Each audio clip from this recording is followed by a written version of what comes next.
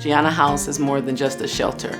It's a program that services young women between the ages of 18 and 25 who are pregnant and homeless. These are the young ladies that society turned their backs on.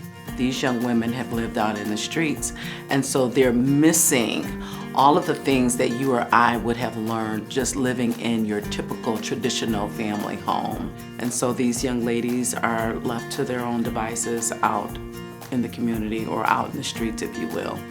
And so because of the nature of how they come over to Gianna House, we're able to provide them with a safe and loving residence.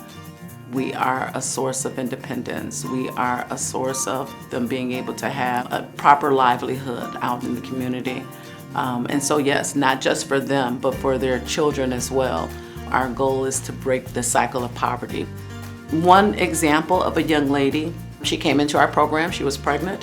She hadn't had any prenatal care at all.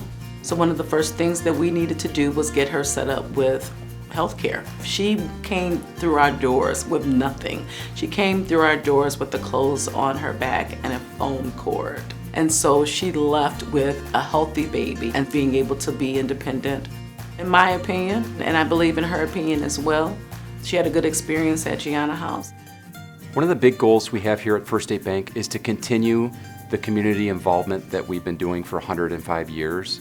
And it means many things, but for the most part it means partnering with charity groups, community involvement, and reinvesting those deposits within the communities to grow and strengthen those communities. It's at the center of what we do. First State Bank is important to our community because it helps small businesses such as Gianna House. I'd like to thank First State Bank for awarding us with the $5,000 so that we can put towards our educational program.